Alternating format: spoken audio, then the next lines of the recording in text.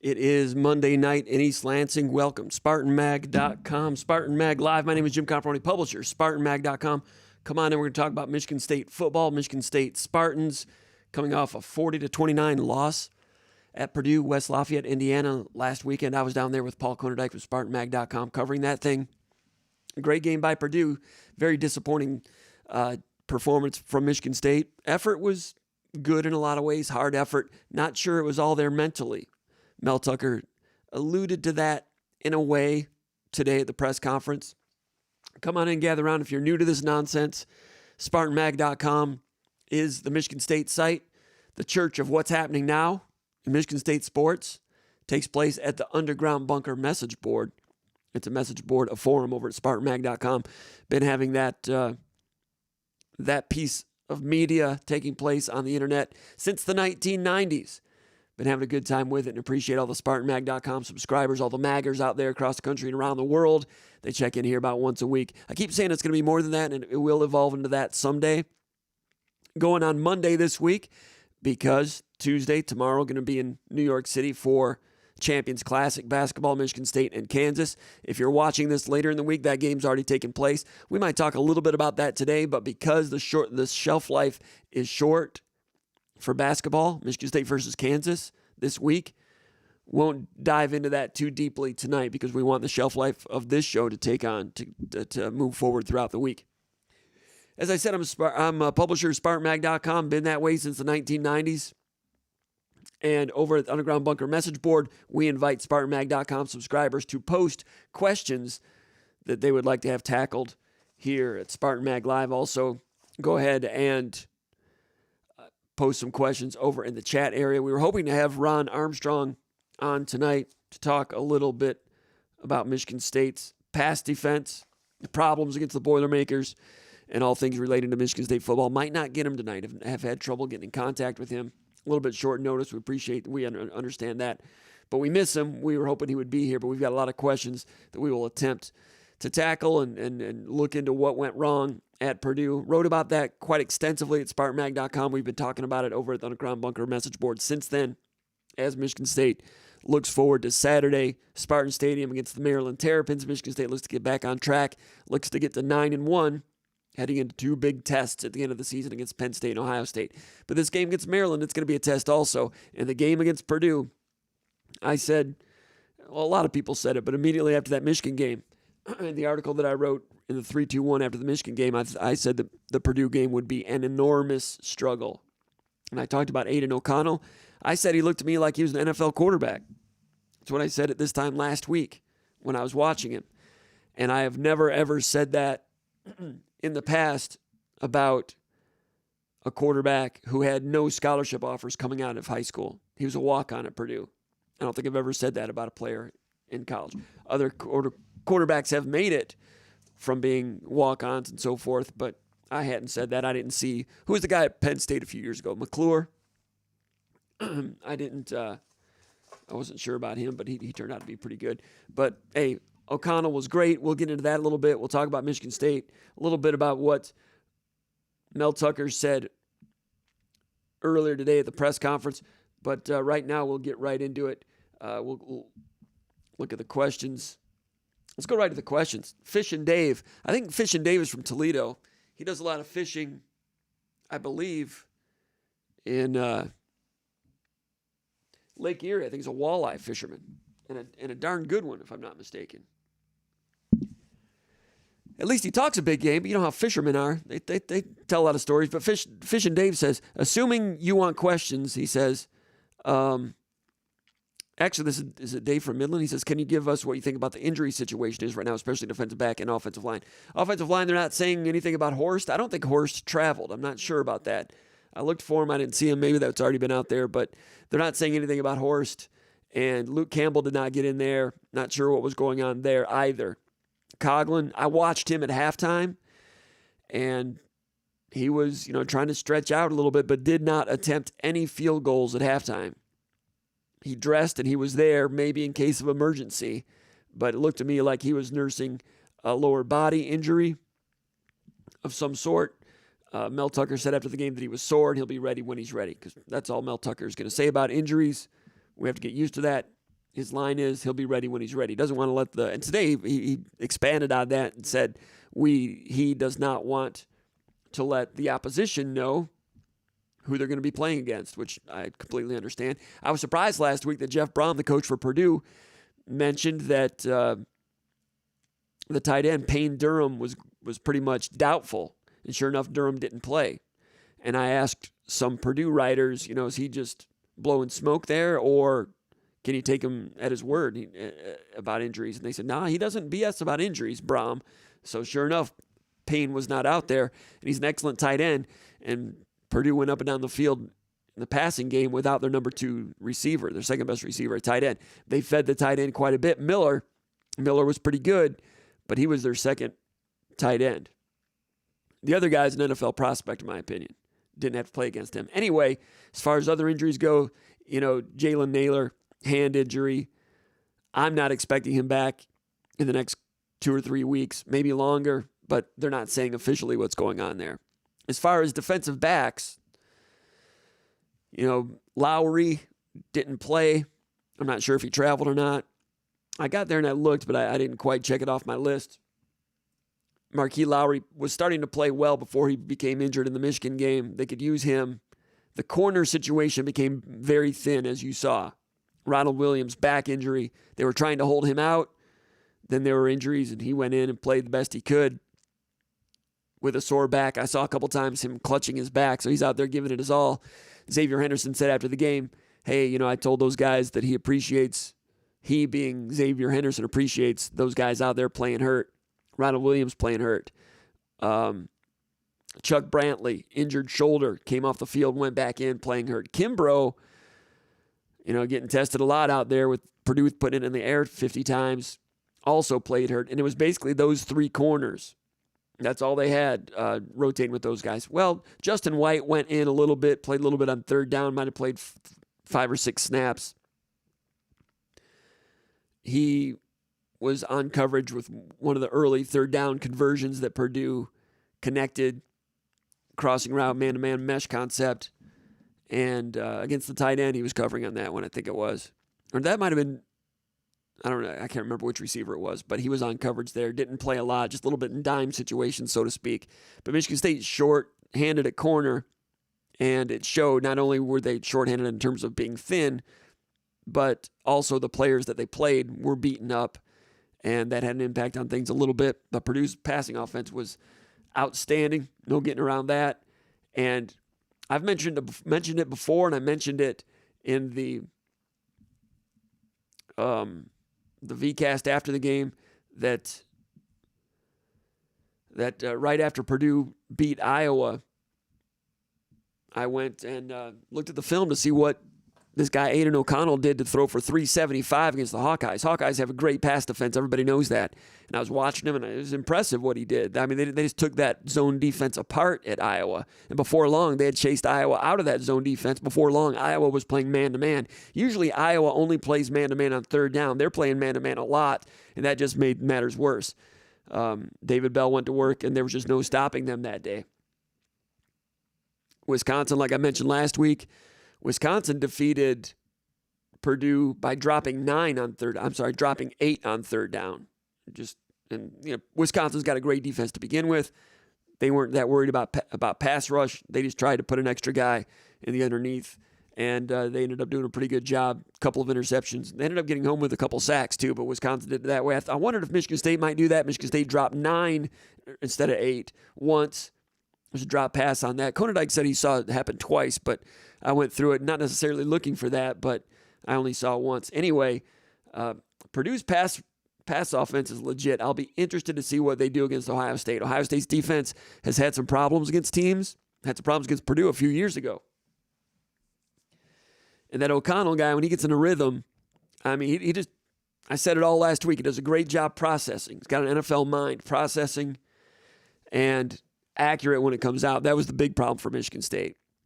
I was listening to Brock Heward today on Sirius Satellite, former quarterback at Washington, and I really like to listen to people that have been on the field and have done it, actual players. That's why, among other reasons, why I like speaking with Ron Armstrong, people that have been on the field to see what they say about things. And Heward was researching the Michigan State-Purdue game this week because he will be, I think, part of the broadcast team this weekend for Michigan State versus Maryland, or maybe the part of the broadcast team for Purdue, Ohio State, probably Michigan State, Maryland.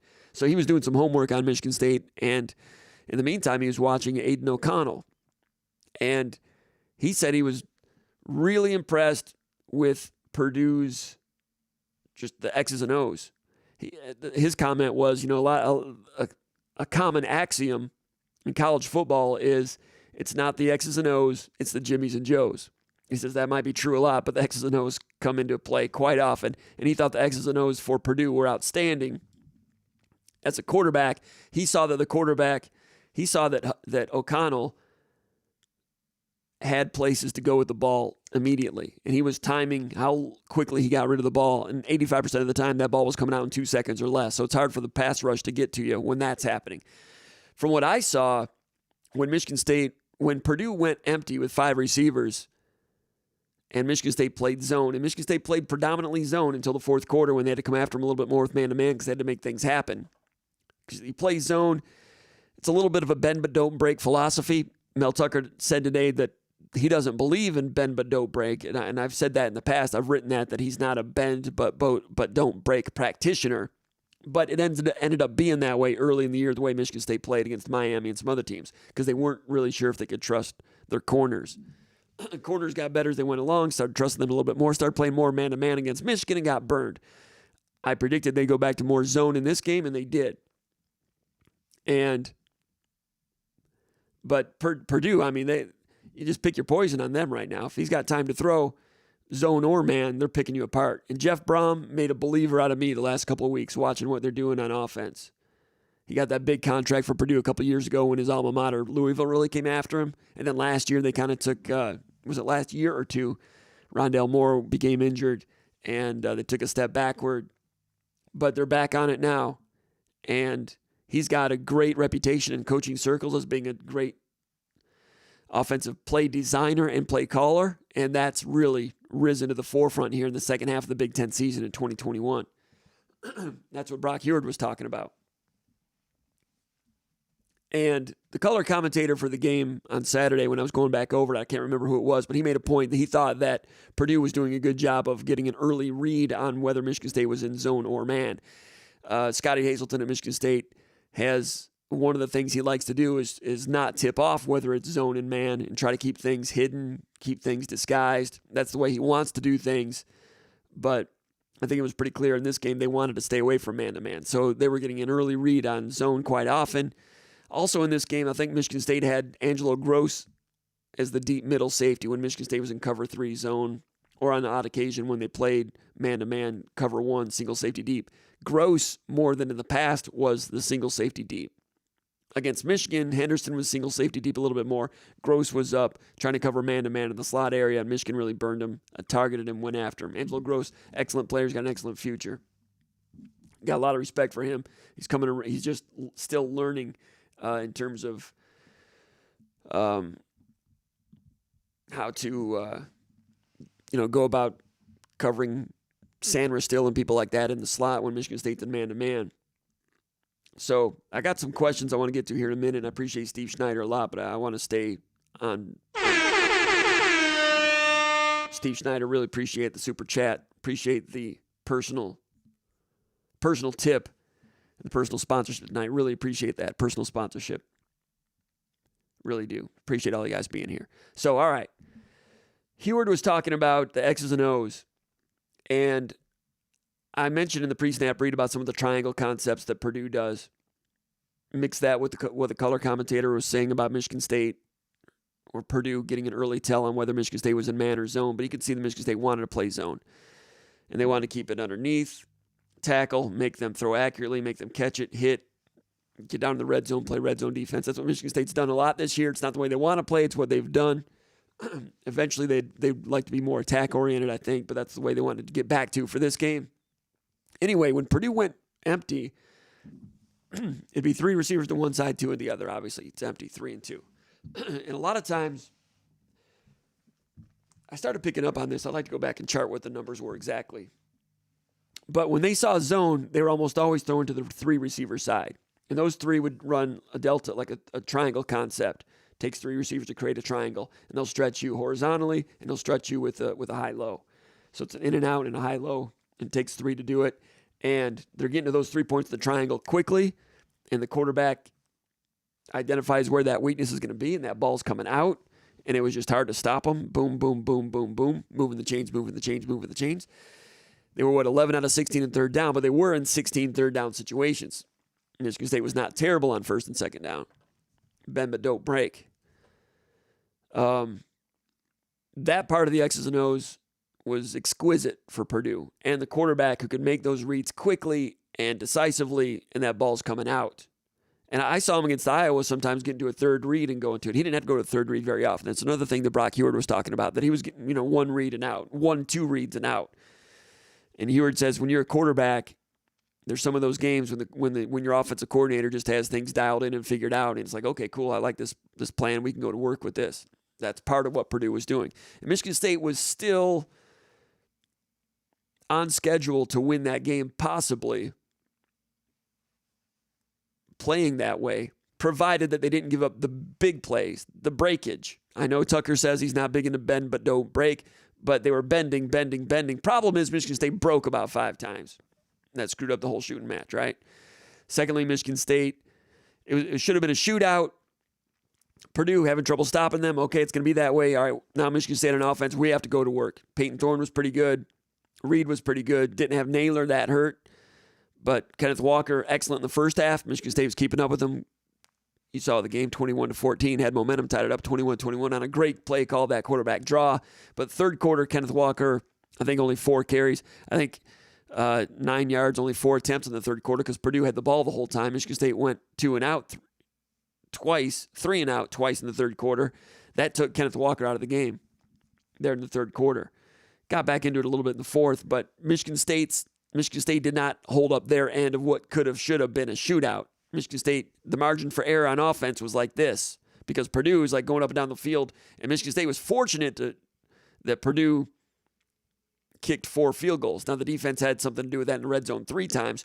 One time, of course, wide open receiver, and the one time O'Connell was inaccurate pretty much the whole day, missed the guy back in the end zone, kicked a field goal. That one, Michigan State gave up a touchdown there, just Purdue didn't capitalize. 4 field goals, 3 of them, good job, Michigan State red zone defense. But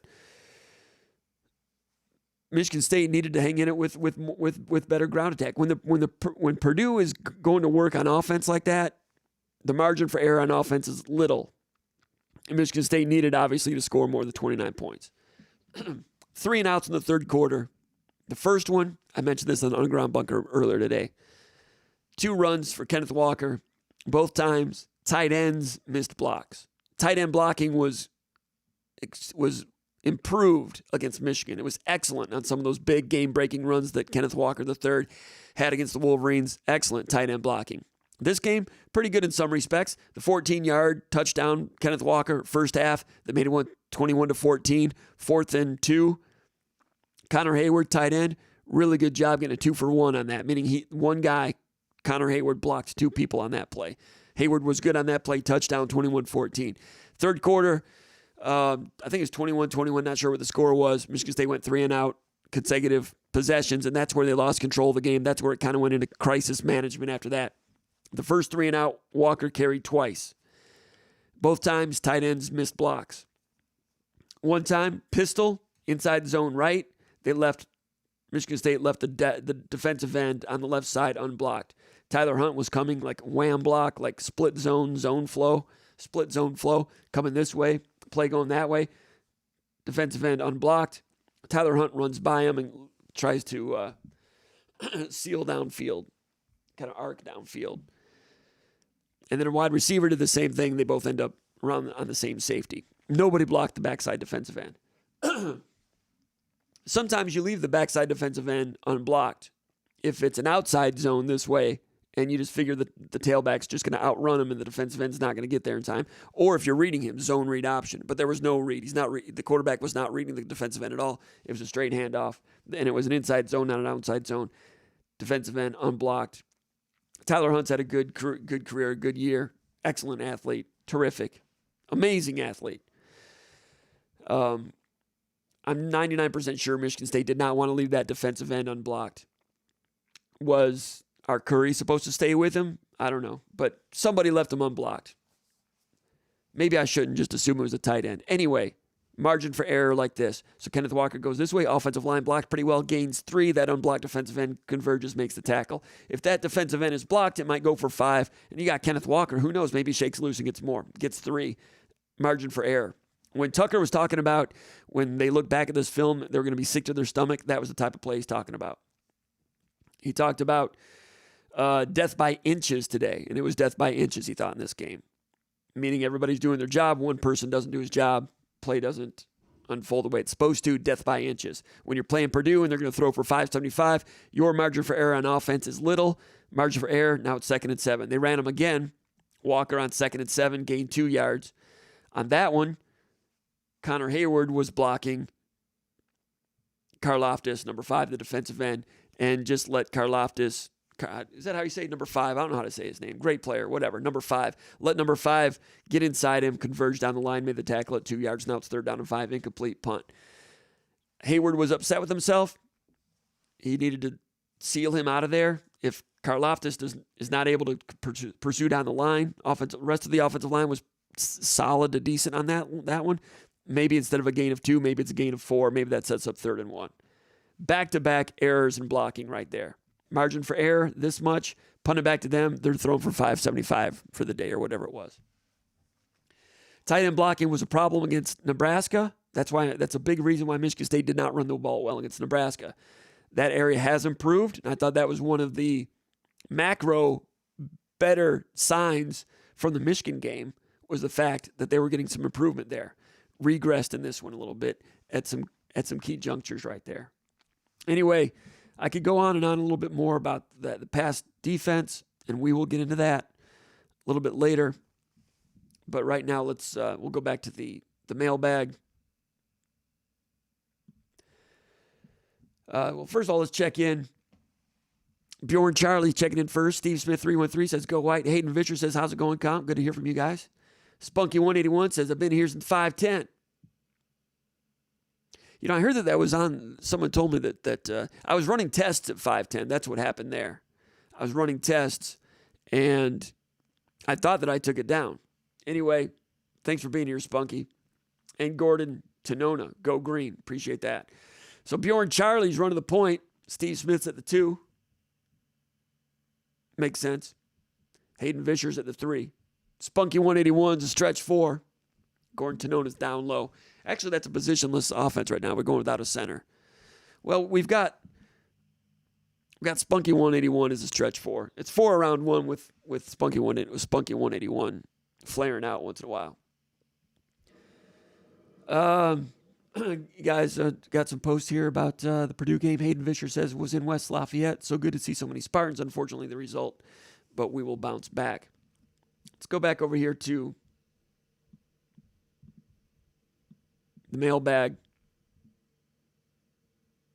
So we talked about the injury situation already. Question number 2, Mike from West Palm Beach. He wants to talk basketball about tomorrow's big game. We're recording this on Monday night. He wants to talk about Michigan State and Kansas, New York City tomorrow. I'll be there. He says, could you please give me a quick synopsis on how you see the game going and how you feel about Michigan State's chances of pulling an upset? I've not looked at Kansas closely. They've not played. They played an exhibition. They went to the NCAA tournament last year, lost to USC in the second round. It's Kansas. They're talented. Izzo was talking today about how Kansas is a smaller lineup than usual. They'll go with smaller lineups. And Michigan State went with small lineups against Grand Valley, I think, to get to take a look at what that looks like defensively and also to run some sets with a smaller offensive lineup in anticipation of having to play that way against Kansas at least a little bit. Smaller lineup against Grand Valley State consisted of Joey Hauser and Malik Hall on the court at the same time. Grand Valley game, I'll talk a little bit more about the Grand Valley State game and what Michigan State looks like and what I've seen in practice more so than what this matchup will look like, because by the time people watch this, that game will be over with. Secondly, I've not been able to scout Kansas. Nobody has. Michigan State, the concern I have right now, I think Michigan State looks good. I know it's just exhibition games and just practices, but I think Michigan State is a little bit ahead of schedule right now. I think Max Christie's looking good. The point guard has to get settled in. The point guard, Walker, says that he needs to become a little bit more comfortable with the transition game every single time. That's new to him. Makes and misses, getting it and going. And you'll see some speed out of him and half court, him delivering some good passes and everything. My concern is Gabe Brown a little bit. Gabe Brown, good kid. Everybody likes him. Everybody knows that. A lot of talent, streak shooter, good athlete, good vertical athlete, good straight line speed athlete. But that lateral movement on defense for Gabe Brown, some people, even good vertical athletes, struggle there. And I've been watching him over the years, watched him the other night. I'll be eager to see what he looks like if he has to guard some good guys that can really take it off the dribble and attack. I'm not sure Gabe Brown, he wants to. I'm concerned what that's going to look like. Now, they may miss Aaron Henry more in that area than anywhere else in terms of having somebody on the perimeter that can play some good defense. Christie's a freshman. He'll be able to play pretty good defense at some point. Izzo said today, like Jaden Akins can be like a Charlie Bell type of defender. They asked a lot out of Charlie Bell early in his career. That's all well and good, but Gabe Brown needs to stay on the court. He's a shooter, streak shooter, energy guy, pretty good rebounder, but the lateral movement on defense. And I'm talking about if you want Michigan State to go beyond the Sweet 16 and knock on the door for Final Four type of things. I'm grading at a very high level. Other areas I think are looking good. Joey Hauser last year struggled. This year, just exhibition games and some practices, but he's looking pretty comfortable in his own skin right now, shooting the ball well. I thought it was interesting that Michigan State fed the post with Joey Hauser scripted early in the game against Grand Valley State. Made a concerted effort to get the ball down low to Hauser in that game, and he looked pretty good with it. Malik Hall coming off the bench looked determined and forceful on the offensive glass. Got an offensive foul on one occasion under the rim. Just pushed a guy out, put it back up and in, foul. But you can see a different mindset with Hall right now. He's coming in off the bench, crashing the boards like crazy, which is nice to see. Bingham, I thought was just kind of average against Ferris State. I thought he was much better, statistically, of course, but much better in a lot of ways.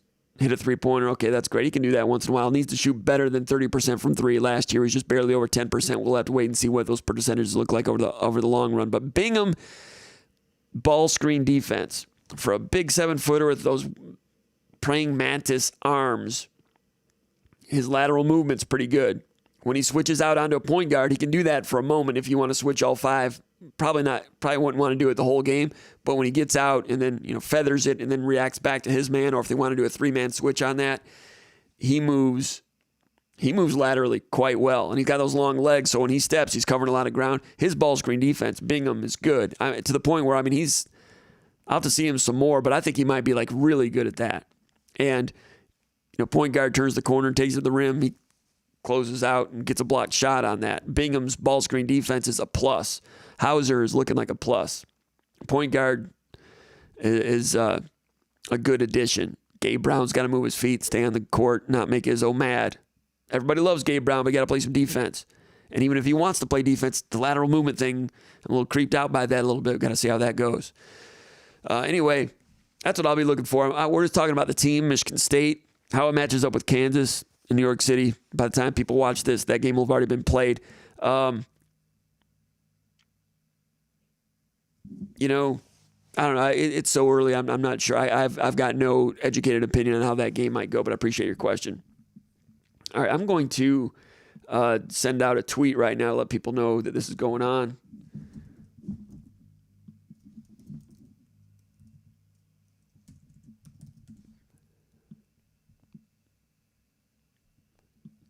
Let's see we got another question. All right, Santa Fe 81 out of Orange County, California.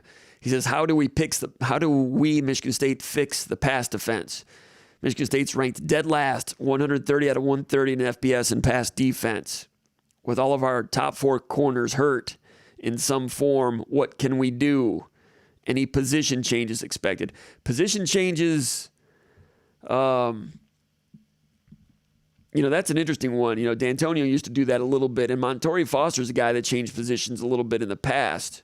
But he's entrenched as he's played a little. He says, how do we Michigan State, and who would be next in line to do that? They've got Justin White is a walk-on at 5'9", good speed. I mean, he's got on the field on a dime this week, had that pass rush quarterback hit against Michigan. He basically essentially became the next corner up. Antoine Booth, the freshman from Maryland, didn't play high school football last year. I wasn't sure about his junior film, I don't know, maybe he'll prove me wrong. I just thought he was just kind of a guy, so I'm not surprised that he's not really, doesn't seem to be on the radar to get in the playing group there.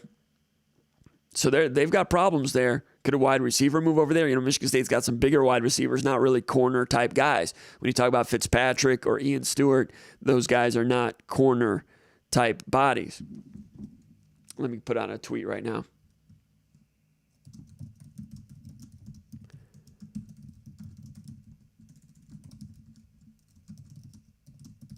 Sorry about the keyboard sound there.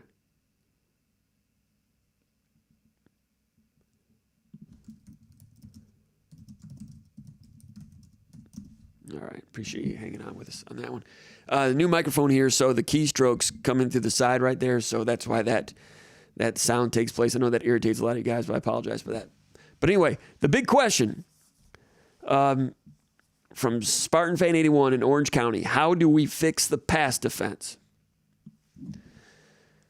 That's what Mel Tucker's trying to figure out right now also. And Tucker said that he was asked today how involved he's going to be in that portion of the troubleshooting right now, and he says he'll be very involved in it, as you'd expect. He's a former defensive backs coach, former defensive coordinator, and that's good. I mean, this is his baby. He's the head coach. He's not like some coaches who just outsource what's going on defense. Rich Rodriguez, when he's at Michigan, just outsourced the defense and went through a bunch of different defensive coordinators. Jim Harbaugh outsources the defense. Steve Spurrier outsourced the defense. Had Charlie Strong for a while.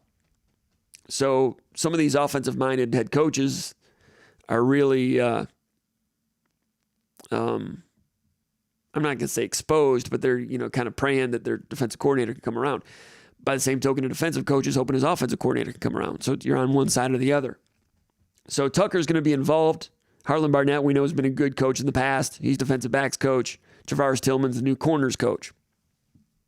So they're working at it. Tucker's in the middle of it, as he should be. A point that I would make about Michigan State's pass defense in this game. I talked earlier about Purdue's excellent X's and O's, things that Brock Heward said about them, things that other people have said about them, things they did against Iowa. Iowa's got the best zone defense in the country, and they picked them apart. Michigan State tried to play more zone this time, had trouble with man-to-man against Michigan, tried to play more zone this time. Like I said, if they went empty, they saw it early, and I'd have to go back and chart it again, but those little triangle concepts, bing, bing, bing, good quarterback right on target. I mentioned in the VCast after the game, and I mentioned the pre-snap read that Aidan O'Connell reminded me of another quarterback who had zero or next to zero scholarship potential coming out of high school. O'Connell had no offers, according to his Rivals.com player bio card. Walked on at Purdue, if I'm not mistaken, as a walk-on. Yes, he was a 0-star. Reminds me of a guy named Cooper Rush out of Lansing Catholic who had no offers other than Central Michigan. Not the most mobile guy, similar size. Stand back there in the pocket, make reads, throw darts. Make reads, throw darts. Make reads, sit back there and read, dart, dart, dart. Big numbers. We got a mind like that can process and throw accurately. Put him out there with some good X's and O's and can pick you apart. That's what he did. So that's part of it. David Bell's excellent. Everybody knows that.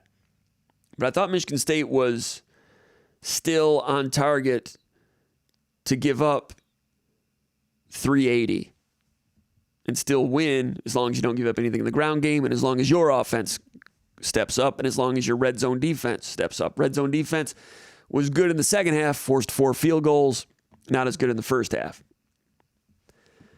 All right, so what did they throw for? 536. Aidan O'Connell, 536.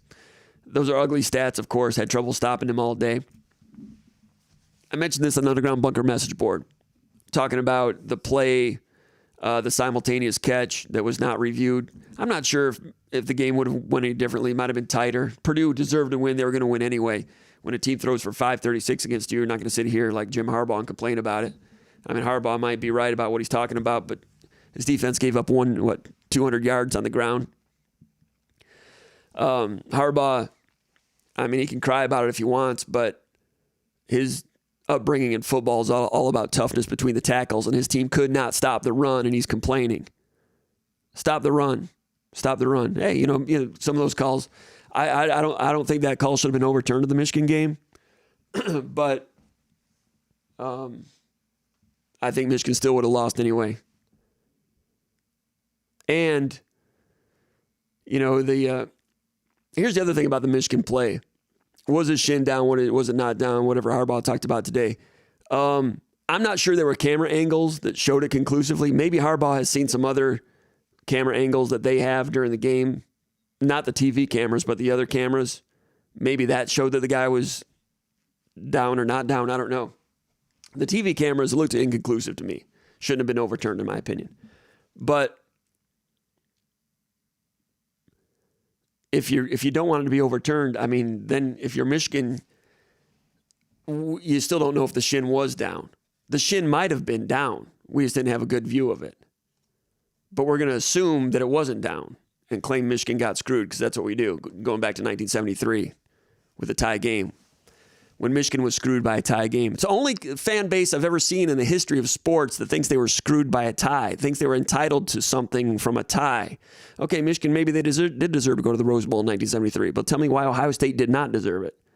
They never talk about that. Why does Ohio State not deserve it? Okay, Michigan, you think you deserve it? That's fine, but tell me why Ohio State doesn't deserve it. It was a tie at Michigan, but only Michigan considers that to be, they got ripped off by a tie. So they're ripped off by that one also. But maybe his shin was down. We just didn't have enough camera angles. Maybe they accidentally got it right. But no, you're hoping for a loophole. You're hoping for an officiating loophole. Does that make sense? Anyway, this play, simultaneous catch. I'm not going to whine about it and suck my thumb and go in the field position in the corner like some people about other games.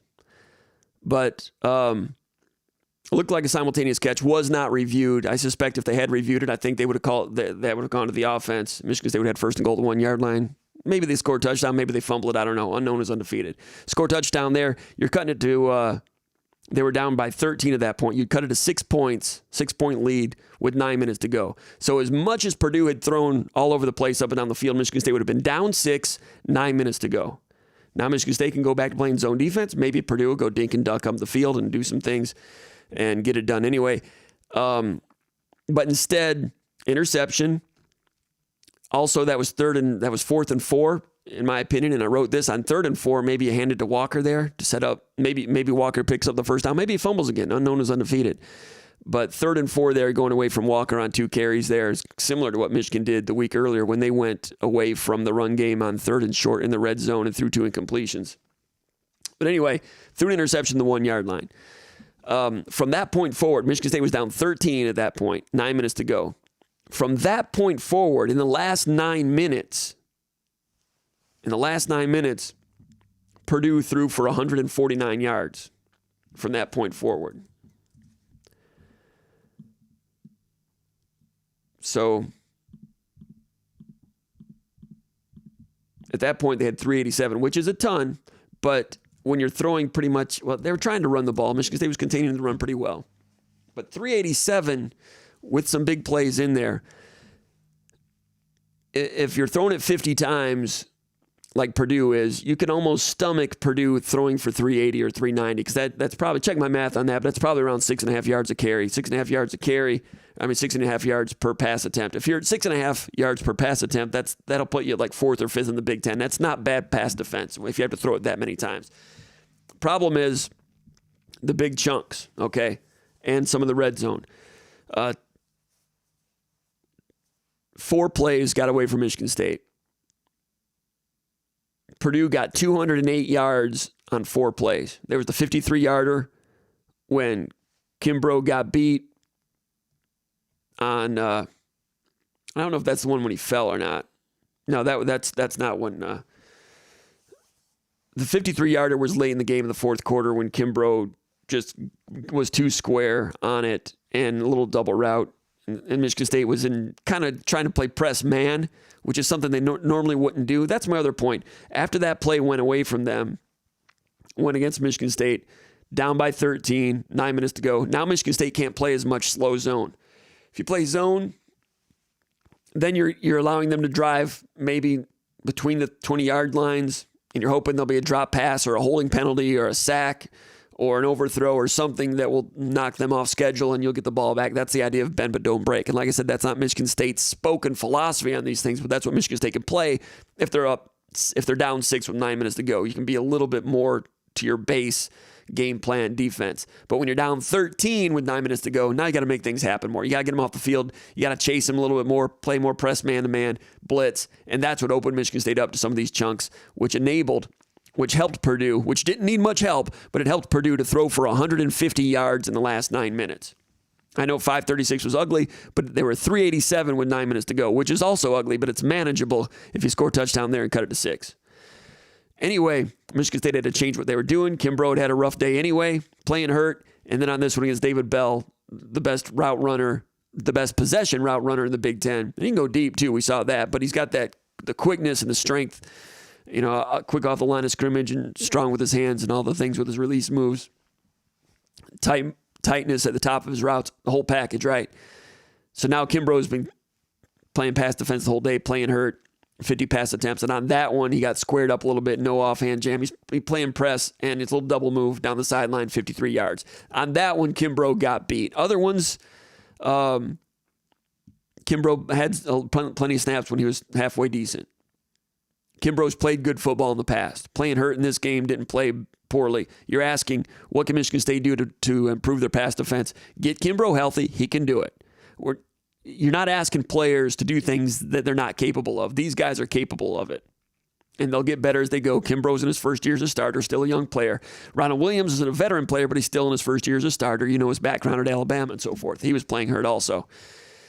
This isn't like, you guys might remember 1992, Michigan State, when they went like 3-8. If you're old enough, George Perlis era, played Lou Holtz and Notre Dame over at Spartan Stadium, and Notre Dame just went deep like 3 or 4 times in the first half. Boom, boom, boom. And Michigan State really did not have the corners to cover those guys. And they could have played 60 minutes, and Michigan State was never going to cover those guys. And if Notre Dame wanted to, they could have scored 75 points, but the game was over in the second quarter, throttled it back, and it was over, whatever.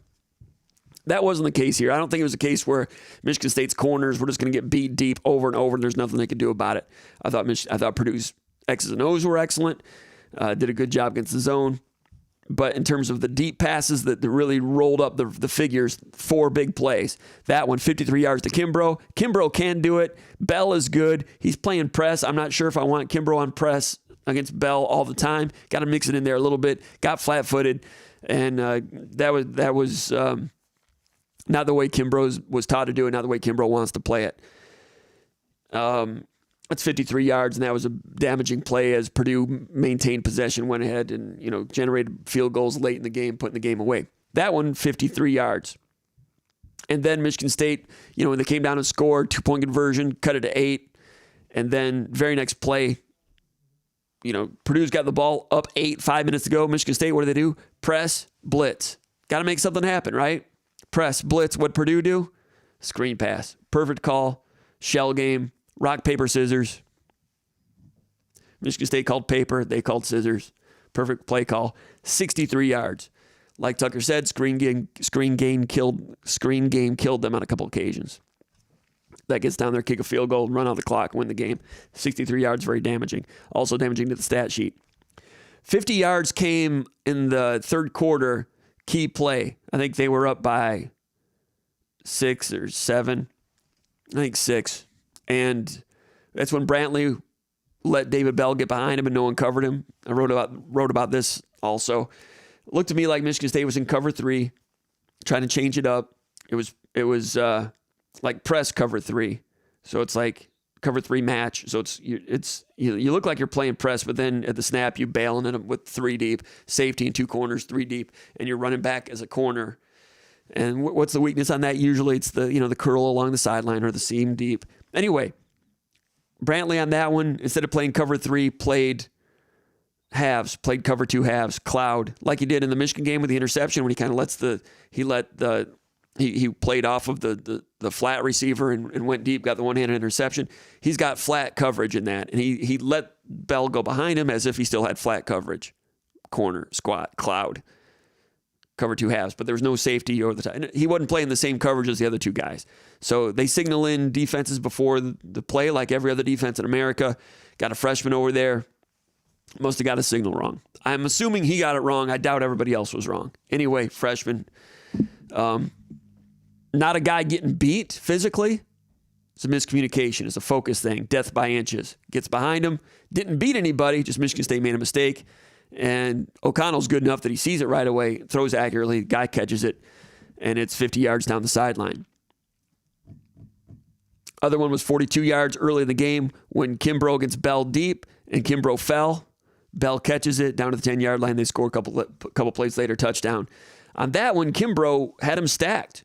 He was in phase and had him stacked on top and fell. Like Tucker said, it was good coverage. I didn't necessarily realize it was good coverage till I watched it again. He had him stacked. Good coverage. Fell. Can't be falling out there. Like Morris Watts used to say, nobody else is falling out here. Why are you falling? That's what Morris Watts would say. He fell 42 yards. Those four plays, 53, 63, 50, and 42. Kimbrough got beat on one. Kimbrough fell on one. Screen pass, 63 yards. And Brantley making that error on the cover two. 208 yards and 4 plays. I know you're giving up 536, so you're only giving up 336 if you cut those 4 out. That's a lot, but 200 yards on those 4 plays. Purdue deserved them. They made it happen. My point is 536 is ugly, but some of that is correctable. All those are correctable. Now, there was, when you get into the red zone, there were touchdown, there were errors, Big Movie was talking about, guys not looking not having the proper eye discipline. And there was some of those things happening on some of the touchdowns. Like the second touchdown and the cover two, it was Brantley and Gross not getting over the top, but Brantley was looking in the backfield too long and let the wide receiver Thompson get past him into the corner. Excellent pass, but Brantley just like froze and let the guy get behind him. He needs to carry that one deeper. Brantley will learn that, but it's a freshman mistake, kind of. But Michigan State, for the yards that they were giving up, they needed to play really good red zone defense. They did play red zone defense most of the game. 4 field goals in the second half, and 3 of them were credit to Michigan State. That one, I think, was second down in that touchdown. That's not the type of red zone defense Michigan State had been playing all year. Brantley played a lot of snaps in this game. Most snaps I think he's ever played. But that one was ugly. And then the other touchdown on the flea flicker, I give him credit. That's a 39-yarder. That was a great trick play. I think I've seen that once before, and it might have been Purdue last year. I remember seeing last year, the year before, some team doing a double reverse flea flicker to a screen. I couldn't remember when I'd ever seen a trick play to a screen before, but I'd seen it once before, and it might have been Purdue. And that was just tremendous play design, timing to do it. Michigan State was in cover 4 deep zone on that one, which is better than a blitz, I guess. But it's tough to play that on a cover 4 zone, too, because cover 4 zone, all 4 of those guys were dropping. All 4 of them saw all the chicanery in the backfield. They saw the reverse. It wasn't a double reverse. It was a single reverse and a flea flicker. They saw that going on. Usually when someone's running a flea flicker or a reverse flea flicker, they're looking to take a deep shot. So if you're playing deep cover 4 and you see that going on, what do? You just keep getting deeper and deeper. Deep is the deepest. And those other receivers were just taking them deep, deep, deep, and then they threw the screen. It's great. It's a great play, and Michigan State was like, okay, they're going to throw deep off of this, and they never did. And then you saw them slalom through the thing. Panishik almost had a tackle there. Kavarius Crouch had a chance to maybe make a tackle there. The 15-yard line didn't get it done. You play Purdue, they're going to score some points. They're going to move it. There's 39 yards right there also. So there's a combination of all those things. The zone passing was great with the triangle concepts. And the third down was an array of things. The last one they got when Michigan State was down 8, trying to get them off the field, and there was a 3rd and 8 that they picked up, and it was number 0, Wright, the wide receiver, against Ronald Williams. Williams was in press, and Wright just ran him off, sold a deep route, and just stopped on a dime, came back on a curl. It's either a curl or a comeback or a hitch. I think it's a curl. And 10 yards, reach, first down. Great play. Great route on that one. Williams gave his all with a bad back, played him pretty good, but the guy just stopped on a dime, came back, and the ball was there. And then he reaches against the first down. Clock keeps going, 3 more downs. That was a big one. That's the third down. Just couldn't get him off the field on that one. Early in the game, the first third down conversion for the first scoring drive, touchdown drive. It was like 3rd and 8 or something. And Michigan State's in man-to-man. And I think Michigan State blitzed. Yeah, it was a blitz. And O'Connell's got Miller, the quarterback, or the tight end, running a shallow crosser. It was a mesh concept with the follows. 2 follows going that way and a mesh this way. And mesh is basically like crisscross on the old playground, right? Shallow crosses. It beats man-to-man because man-to-man's following with him. I think they had 2 going this way and 1 going that way. It's a follow concept when 2 go. So anyway, O'Connell on that play. O'Connell's getting back, dropping back. It's a blitz, and they're starting to get heat on him. And he's waiting, and he throws it at the last minute. The tight end is running his route, and he's like trying to get separation. Go back and look at this. The ball is in the air before he looks, which is common. You see quarterbacks throw before a guy makes his break in the NFL all the time on a cut. A little different on a shallow cross, to throw it before the guy looks on a man-to-man shallow cross. The guy's trying to work free, and then he looks and the ball's coming. Not only is the ball coming, like he just waits as long as he can, throws it, looks, and the ball is like, bam. I mean, he probably could have caught the ball blindfolded. You talk about perfect timing, read, it's man-to-man, and throws it perfect, catches it, gain of about 10 or 12. That was against Justin White, first down. It was like that all day. But that quarterback was special on that play, special on some other ones. Red zone defense, had the error against Brantley, touchdown. Had the flea flicker, touchdown, not really red zone failure. The other one, third down, their first touchdown to take a 7-0 lead. What happened on that one? Back to pass, getting some pressure. Panashik almost had him. Barrow had him, and he gets out of it, throws, touchdown. Third down, sack, get off the field, field goal there, 3-0 lead. Those things add up. Red zone defense has been so good for Michigan State all year. Had the cover 2 error with Brantley, and then that sack didn't get made. Michigan State misses a field goal. Even with Purdue throwing for 530 yards. And like I said, 150 of them came in the last 9 minutes when Michigan State changed their defense. As porous as their defense was, Michigan State had to roll the dice a little bit more. They had to go Herntagler a little bit more in the last 9 minutes, and then they really got burned. And that rolled it up to 150. At the time of that interception, they had thrown for 387. First and 10 at the 1-yard line. Purdue, to their credit, goes to a deep fly, and they catch it. Bell catches it. They're out of trouble at the 20, 25-yard line, whatever it was. Purdue, to go ahead and win this game, stayed with the air and didn't think they could run it around the clock. To their credit, smart to do it that way. I'm not sure I've seen many teams do that, up 13 to protect a lead through the air like that and to do it as effectively as they did. It was great. But those numbers, they became pinball machine numbers in the last 9 minutes. Overall, 387 at the 1-yard line.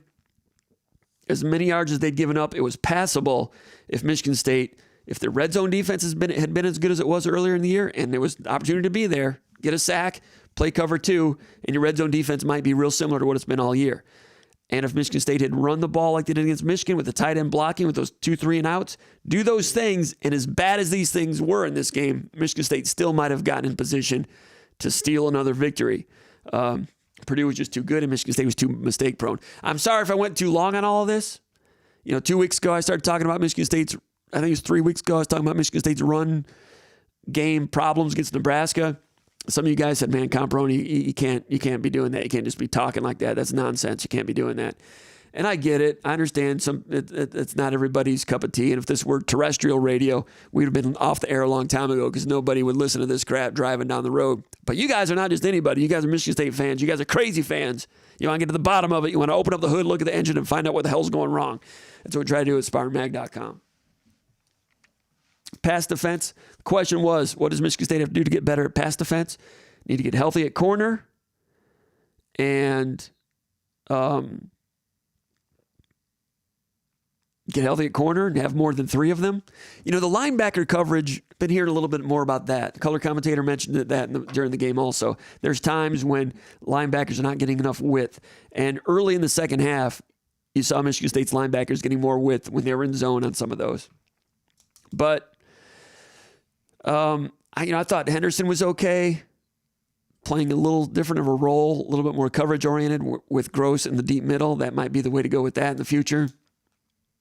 But Maryland's throwing it all over the place with Tagovailoa. Maryland, the thing that caught my eye about Maryland, I've not watched this game yet, but they played Indiana. They beat Indiana 38-35. Indiana is not a great team, but their pass defense is good.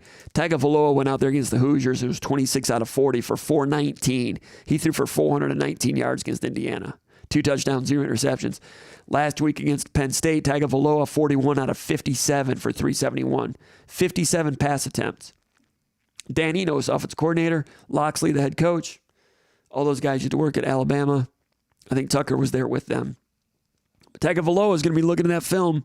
He'll be licking his chops wanting to go against Michigan State. Michigan State can withstand it. They can be okay. They got to get the pass rush back together. Slade was not himself. Hurt his ankle early in that game. You saw him. He played on that injured ankle, but he wasn't quite himself. Talking about red zone defense, Purdue had a touchdown, 3rd and goal at the 1-yard line. King Duroux, 1-yard plunge. You watched Slade on that play. Slade was okay on that play, but the Slade that we've known all year might have caved that play in. I know it went to the right guard side, but he's disrupted plays from the other side on occasion also. But playing hurt, doing the best he can, but Slade is not himself. Everybody's got people dinged up.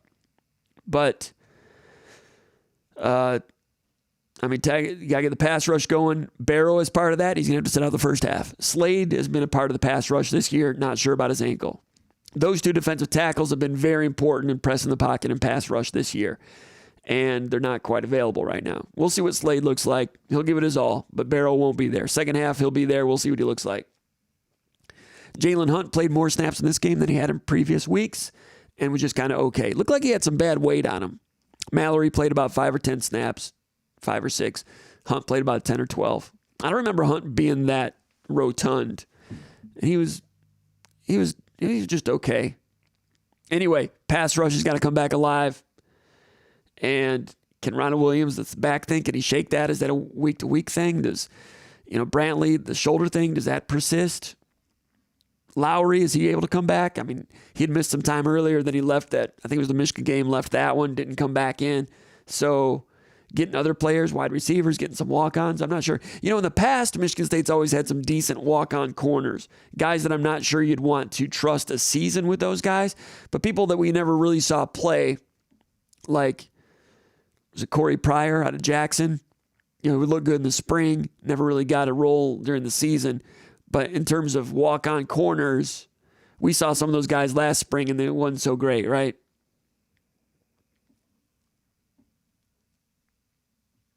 So, could be a difficult situation there, personnel-wise, pass defense right now. But long-term, people wondering about the scheme and everything, still to be determined on some of that stuff and getting it all laid out. But anyway, let's go back to the questions here. Let's go over here to the chat area, see what we got. Terrence says, happy Monday to the green and white. Hope everyone is well.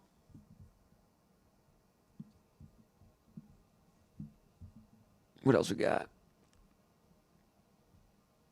Spunky says, hey, even Alabama lost a game. Terrence says he likes the optimism.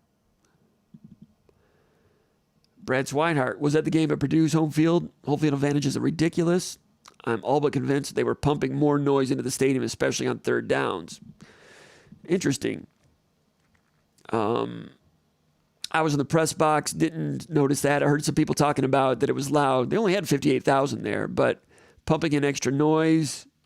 Michigan used to do that at Chrysler Center for basketball. They wouldn't pump it in, but what they would do is they had microphones over by the band. If you're at Chrysler for some of those Michigan State games, the Michigan band was just so loud, it was coming through the speakers. And you're like, man, that band is loud, because they had microphones hanging by the band it would go through the speakers or through the microphones, up and out the speakers in the middle of the arena. Well, they left those speakers on. So when the band wasn't playing, you had crowd noise going to those speakers, into those microphones and back out the speakers. And the crowd noise at Chrysler Arena back then was artificially loud. Talking like, 7, 8 years ago. But that got stamped out. George Page, the former keyboard player and guitarist for Surrender Dorothy, one of the great East Lansing bands of the 1990s. Buff is his name. Says, are you heading to New York for Hoops game? Yes, I'll be there. Looking forward to it. Heading out there tomorrow. Steve Smith 313 says, win either Michigan or Purdue. I'll take Michigan every time. On to Maryland. Detroit Spartan says, wonder what Kalen Gervin's up to. Yeah, Kalen Gervin was not great, but could have used him in that game. Could have used him. I mentioned that in the .comp, that part of football coaching right now is you got to keep some pillows fluffed a little bit. Izzo talks about that. How can we discipline players and hold them accountable and, put a foot up the tailpipe a little bit like Izzo does. But you do that now, and you wake up on Monday and guys are in the transfer portal. Izzo's had meetings with his coaches about this. So I'm not saying anybody was on Gervin's tailpipe. He just lost his starting job, lost playing time, and left. So could have used him in that game. I'm not sure that, he's been beaten plenty of times also. We all know that. But could have used that extra set of legs and the experience, trotting him out there. Say what you want about Gervin, but he would have played that cover 2 correctly in the red zone on that one. Say what you want about Gervin, he would not have. There's less of a chance that he would have been trying to play cover 2 when everybody else was in cover 3 on the deep one to David Bell. Freshman mistake. Brantley's great. He's going to be good. But they got thin out there, and like Xavier Henderson said after the game, it got thin. It got thin.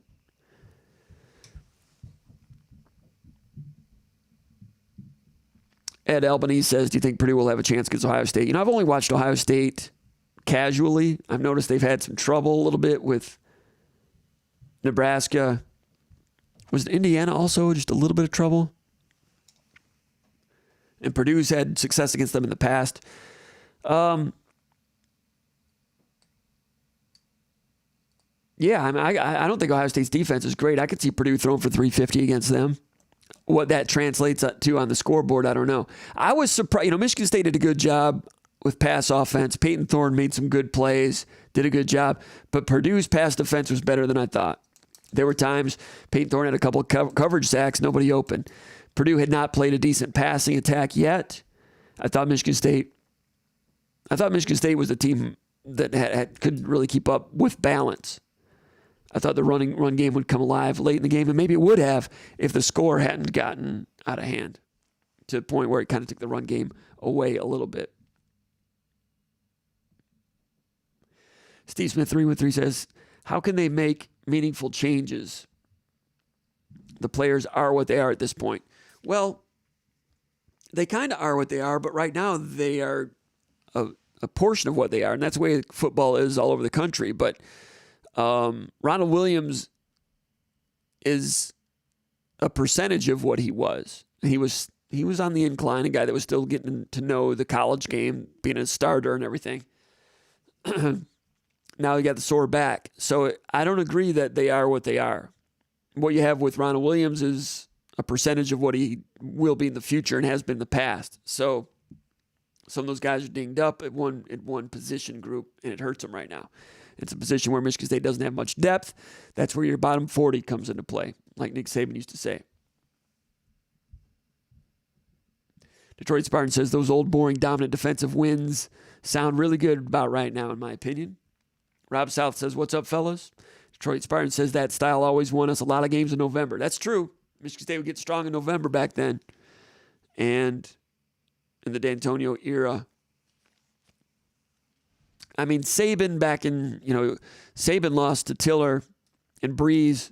They threw for 575 against Saban. They threw it 70 times that game. Is it 1997? But you're talking about the D'Antonio era. D'Antonio had some tough times against past offenses, against passing offenses. Like, well, JT Barrett was perfect that one day for Ohio State in 2014, and Baylor in 2014 when they were pretty much trotting out the RPO for the first time that anyone else was ever doing it. Michigan State won that game, stopped the run late, came back strong. Everybody knows that.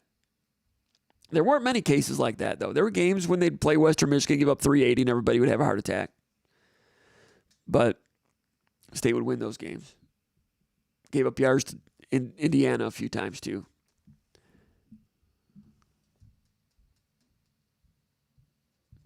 Big Will says, do you think Mel Tucker will make a change at defensive coordinator at the end of the year? He seems to have different philosophy than Scotty Hazelton. I'm not sure he has a different philosophy than Scotty Hazelton. He hired him for a reason. He knew what Hazelton was all about. But I do think Mel Tucker said in the past that he'll hold everybody accountable, including himself and coaches. What that means, I'm not sure. But or to what extent, how deep that goes, have to wait and see. But the way Tucker coaches, everybody has to produce every day. Spunky181 says, do you think it's easier for a young defensive back to play man or zone? Can we use like Keon Coleman, or do we have any young guys? Coleman is 6'4". He's not really a body type for a corner. He'd be more of a safety if they needed that. I think it's easier to play man-to-man just because you have fewer mental checks to make. But physically and athletically, it's not too easy if you're covering some of these guys that are out there. Like the guys that Ohio State's going to trot out there. It's easier to know what to do in man-to-man, but to actually carry it out, neither one is easy. Steve Smith 313 says, just because you're from Alabama or Florida does not mean that you're good. I wouldn't say that so quickly, Steve Smith 313, because I think Ronald Williams has a chance to be good. I think Kimbrough has a chance to be good. I think they've each played well at certain points this season. Kimbrough wore down in that game, especially on that last one he gave up the deep one where he got squared up a little bit. But I think both those guys can play. Get them healthy. Don't close the door on those guys yet because they're still in their first year, basically. I know Ronald Williams is a fourth-year player. For those of you that don't know, Ronald Williams is the guy that played quarterback in high school, played wide receiver for 1 year in junior college, moved to DB for a second year at junior college. Saban recruited him, went to Alabama for his third year, broke his arm, didn't really play, played a little bit of mop-up duty in November, didn't really play any meaningful minutes, then transferred to Michigan State. So he's still new to the position. He's definitely new to starting in college football. Had some struggles against Northwestern early on, battled back, had a pretty good September otherwise after that, and here in recent weeks had the injury, but still new to it. I would expect him to come back next year, even though he's a senior right now. And I wouldn't close the door on him, would not close the door on Kimbrough. I've made this point before, but I remember I think it was 1998, Michigan State had a little corner by the name of Ronaldo Hill that seemed to be getting beat a few times here and there. The loss at Minnesota, the onside kick loss, I think he got beat a couple times. I remember people complaining about Ronaldo Hill. One thing I said about Ronaldo Hill back then, if you go back and read Spartan Magazine from 1998, I said Ronaldo Hill, his feet got him there, though. He wasn't playing the ball. I know playing the ball in deep part of the field and deep ball coverage, all that stuff is important. But his feet were getting him there. He had feet, and that was a good foundation to build upon. Kimbrough, does he have Ronaldo Hill feet? I'm not saying that, but he had him stacked on that one, and he fell down. I'm not saying he's Ronaldo Hill, but don't give up on a first-year corner just yet. Do not, Steve Smith, I would advise you, do not dismiss him as being not good at this point. Rob South with a salient point.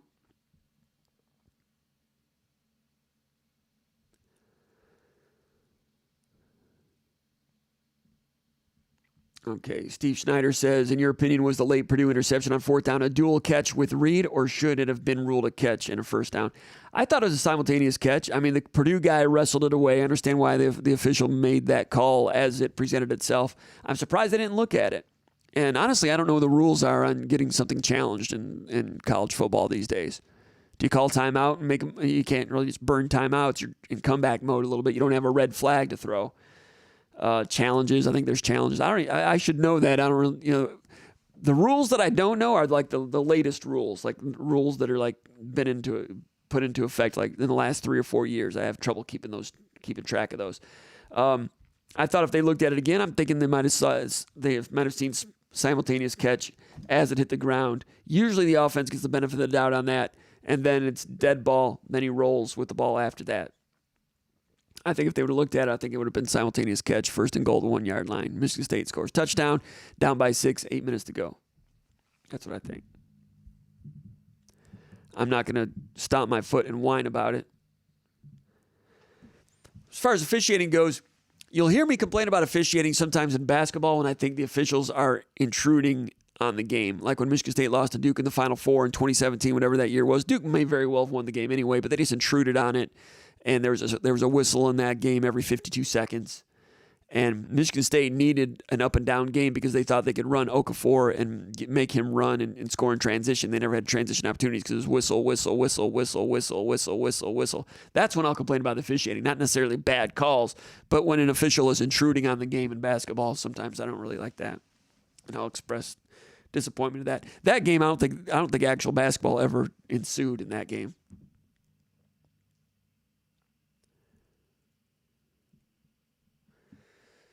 I agree with what Hayden Vischer's saying here, saying moving Coleman or any young guy over to corners is a bit of a stretch. Right now, late in the year, they did it last year with Montori Foster. He's done it a little bit in the past. Could he do double duty? That's a thought. I mean, Foster was pretty good at wide receiver. Coleman played 1 snap in this game. By the way, I thought Coleman was I haven't gone back and looked at the late field goal again or not, whether how close he was to blocking that. Purdue was up by 8, kick a field goal to win by 11.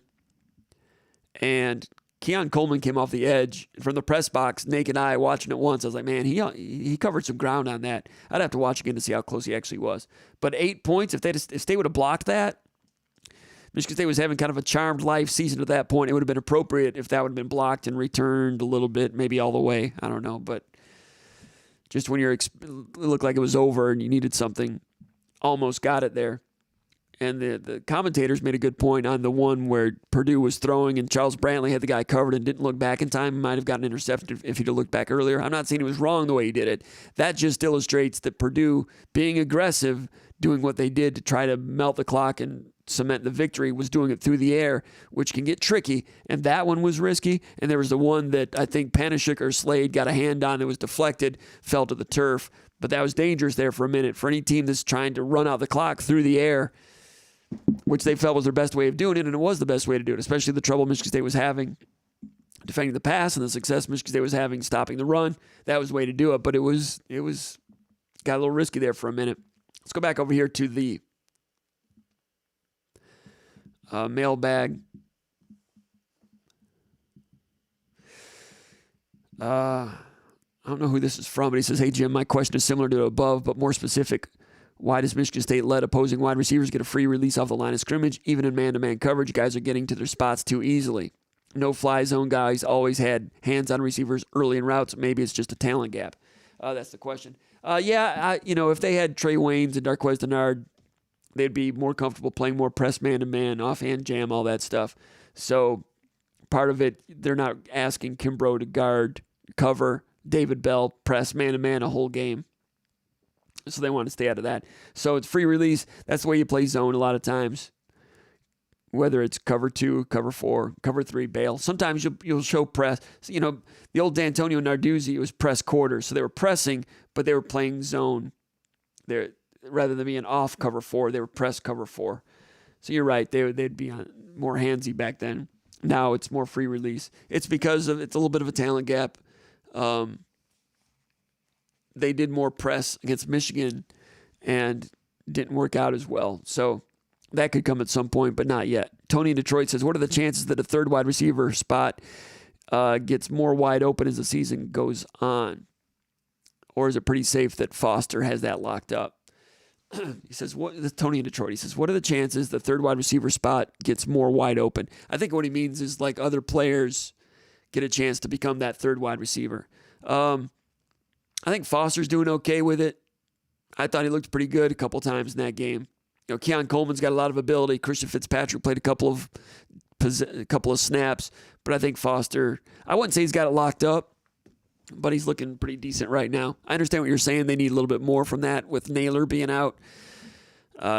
Naylor being the number 2 receiver, but yeah, I think it's Foster right now. I think he'll continue to get better.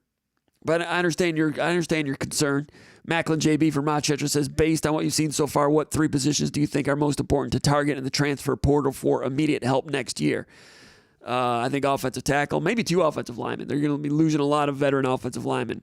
In this game, interestingly, Michigan State played fewer second-string offensive linemen than any time all year. Samac came in and played about 15 snaps and had some struggling moments. That one time in the red zone, he snapped the ball too early.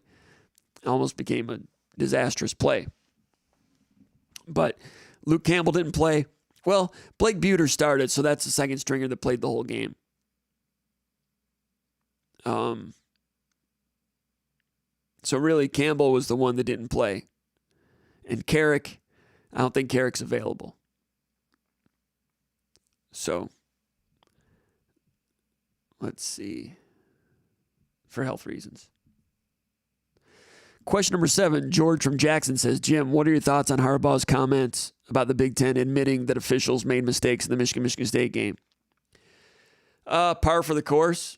I mean, there's not another athletic department or in the country that loves to say, hey, we got screwed. There's not a fan base in the country that loves to hear that and say, yeah, see, we got screwed. We got screwed. That's Michigan. That's Michigan. So what are my thoughts on that?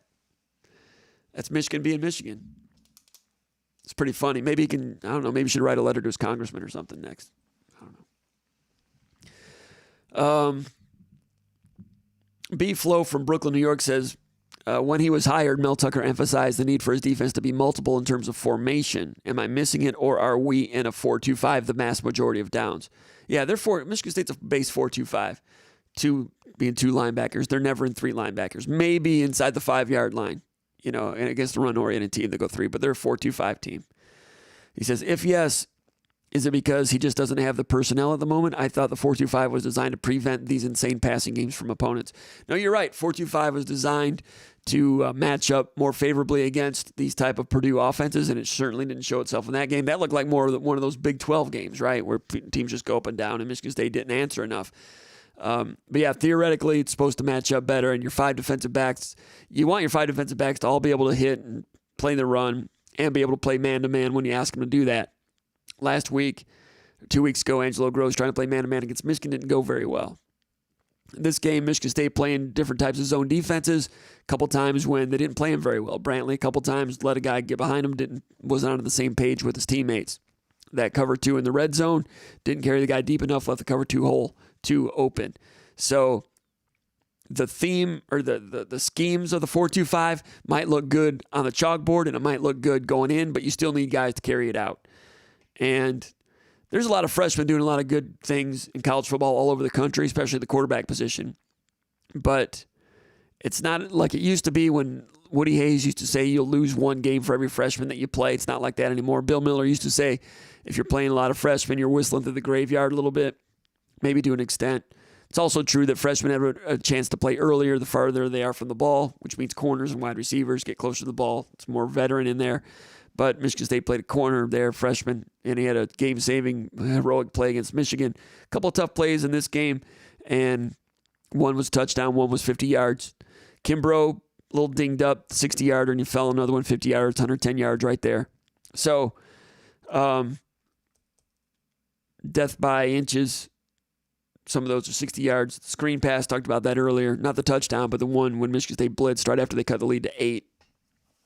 That one, it's just whether you're in a 4-3 or a 4-2-5, if you're blitzing and you're in man-to-man and they catch you in a well conceived screen, doesn't matter what scheme you're in.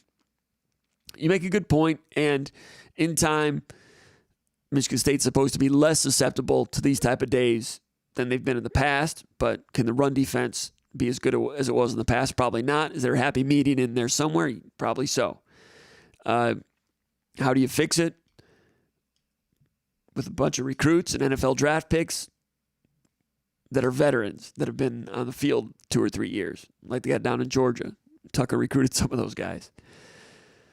Brian from Flushing, Michigan, what are the odds that a wide receiver or two moves over to play defense in the next 4 weeks? We talked about this earlier.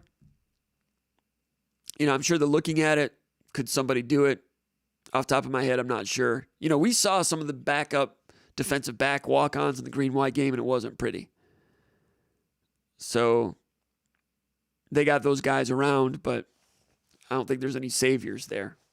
BB Slim from Ormond Beach, Florida says, do you think there's a chance they move Angelo Gross back to corner until we get healthier at corner? It's possible. Angelo Gross has gotten bigger to play safety, and his weakness at safety against Michigan was man-to-man coverage. So he could play corner out of necessity, but I would not expect him to be better than the other guys that you've already seen play over there. That's it for the mailbag portion of the program. I got to get to bed here pretty soon and get ready to pack up, get ready to go to the airport tomorrow.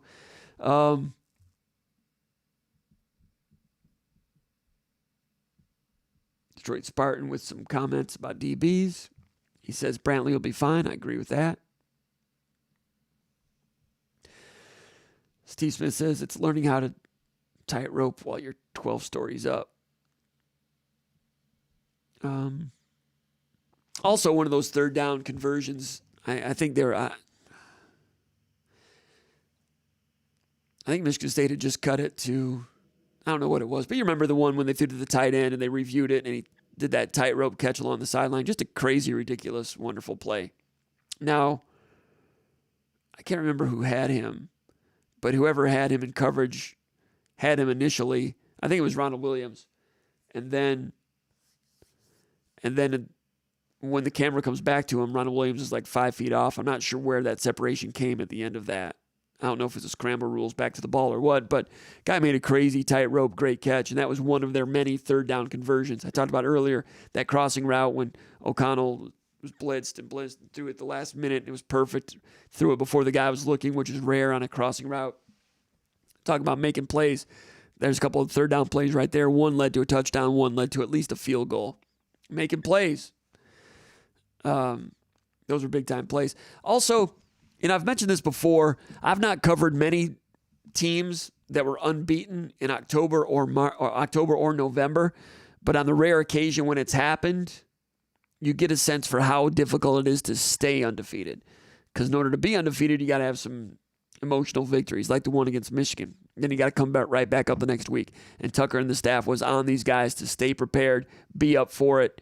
They did everything they could to get the guys ready. In some ways, a lot of them were. In some of them, mental focus, mental fatigue.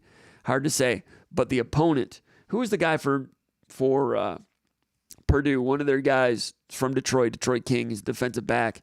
When Michigan State was coming out of the tunnel onto the field, that guy from Detroit who plays for Purdue was out there at the edge of the Purdue bench and was like talking to him like, we're kicking your tail today, whatever he was saying. But was that guy from Detroit fired up for this game? Heck yes. Was Purdue fired up to play the number 3 ranked undefeated team in the country? Heck yes. Was the crowd fired up to take on the number 3 ranked team in the country undefeated? Heck yes. And Michigan State is just coming out to play another Big Ten game. And every game is big. And like they said, you get to that point in the season, every game is like a playoff game. But like Bobby Bowden used to say, no matter how good your team is, there's going to be 1 or 2 times each year when your team just doesn't have it. And you got to find a way to survive those games. Maybe Michigan State already survived one of those against Nebraska. I don't know. Michigan State's a pretty good team. Not great. The great thing is that they were pretty good every single week, which is hard to do by itself. With some really good individual talent here and there. Kenneth Walker, Peyton Thorne, Jaden Reed, Connor Hayward here and there.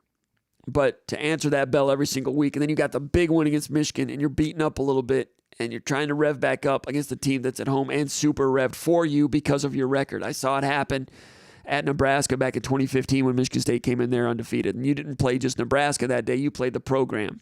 And I know Nebraska's program's not been great since then, but, man, they are waiting for you when you show up like that. I've seen it happen here. You've seen Michigan State upset teams. You've seen Michigan State upset Ohio State, 1998, and a few other times, 1974. What did Michigan State do? They were hungry to play undefeated national championship contender Ohio State. There's something about college football. A team, especially at home, can really get up and make it happen. I realized 98 was on the road. I remember John L. Smith, was it 2004? when Michigan State played Wisconsin, Wisconsin was like number 5 in the country, undefeated. And Michigan State was kind of running the early elements of zone read option with Drew Stanton and those guys. Michigan State put up 600 yards of offense. That Michigan State team was not very good, did not go to a bowl game. But they were fired up at midseason to play a top 5 unbeaten Wisconsin team that was coming into a buzzsaw trap. My point is, the longer you're undefeated, the harder it is to stay undefeated. And those teams that remain undefeated, it's a different type of cat to get it done. And this past weekend was a reminder of the obstacles that are waiting for you when you are that team with the target. And the target is real. Michigan State coaches did everything they could to try to withstand that and combat it. But you mix all that together, plus you're playing an excellent offensive scheme with an excellent wide receiver and a quarterback that can just deal it.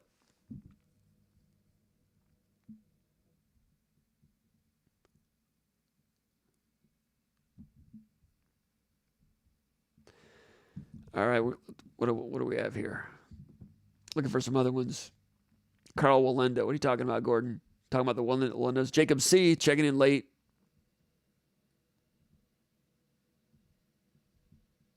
Ed Albany's looking for some information on Purdue, Ohio State.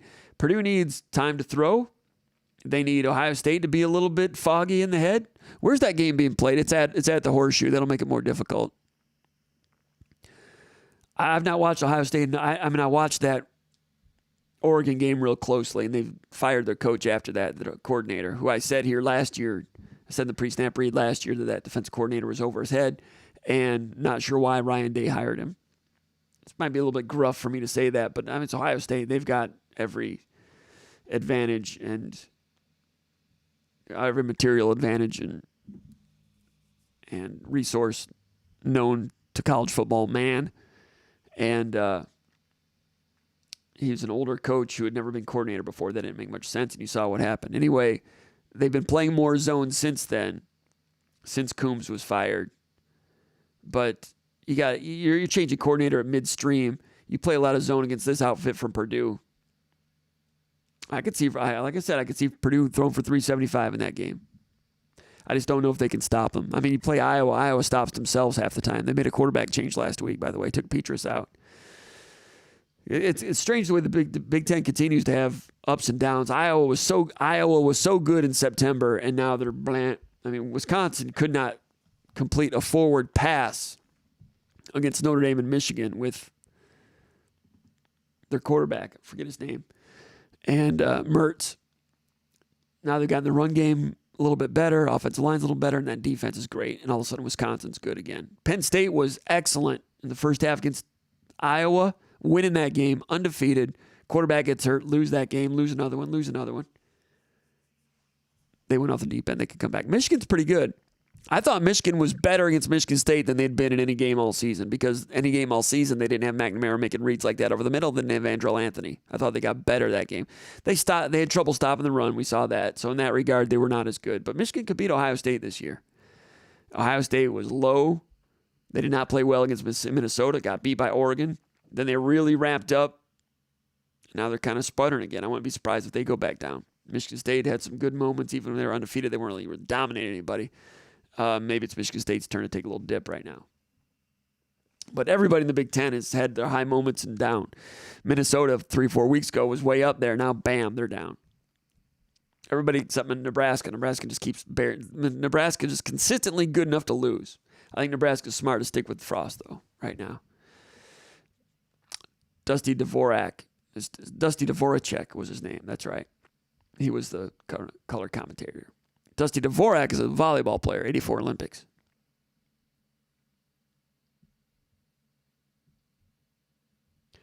Sea-Dog says, pass defense has been weak all season. Something has to change. Span Marchiola says, does Jeff Brom go to LSU or USC? Well, Purdue already backed up the truck to keep him from going to Louisville. But I tell you what, if they finish strong here, could that get revisited by other programs? I'm not sure. It's an interesting one. He's already turned it down once. I'd be inclined to think he's going to stay unless he felt a little unappreciated for the year or two when they went back downhill again. Because I felt like Talking about Jack Frasco, talking about Walker. What happened with Walker? Tight end blocking on those first 2 carries.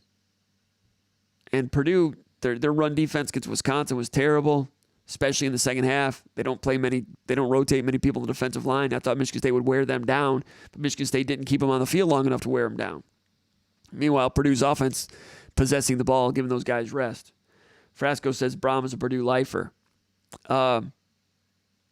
He's a Louisville grad. But here's the thing. If a coach does not feel appreciated, they will leave. That's a big reason why Nick Saban left Michigan State in 1999.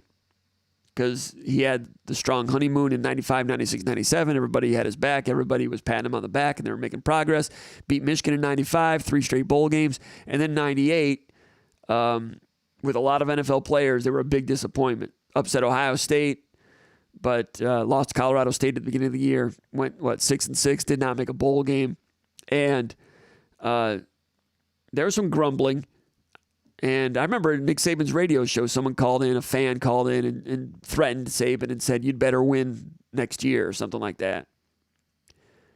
And when it came time that Saban had a chance to leave, the next time he had a chance to leave, there were other factors, from administration point of view and all those things too. But when a coach starts feeling a little bit of a cold shoulder from a fan base, that can create conditions for a coach to look elsewhere. Did Brom feel any of that at Purdue the last 2 years when they've had difficult seasons? I don't know. If he did, that would be the one thing that I would, the one caveat I would have on that one. And I can't remember if he had 2 down seasons or 1. Looking it up right now.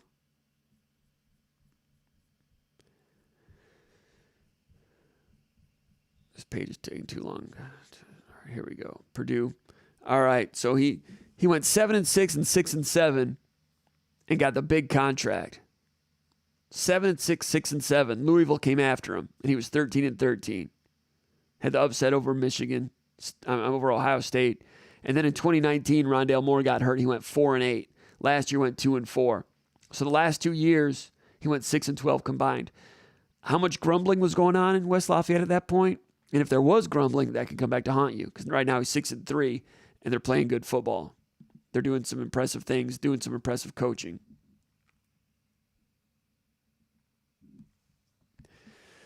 Our Joseph Williams says, bend but don't break does not work. Coach Barnett on the hot seat. Seems like the corners are out of position all the time. Bend but don't break, like Tucker said today, is not what Michigan State believes in. That's what they've had to play a couple times earlier in the year because of the personnel, but that's not their chosen mode of operation.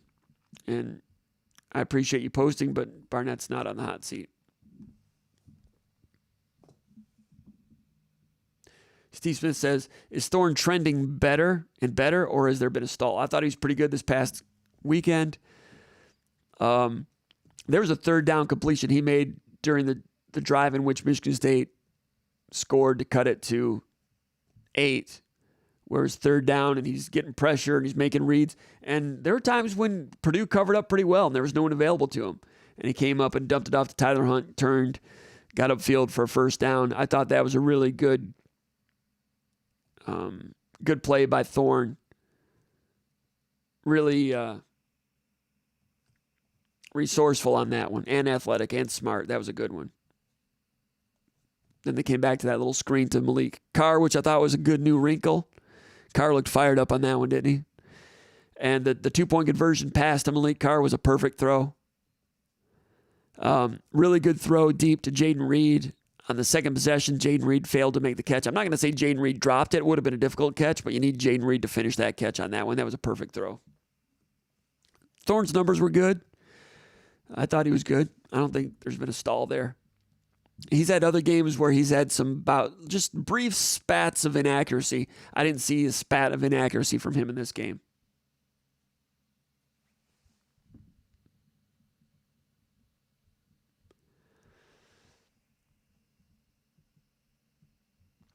I think we're about done here. Let me zip through this real quick.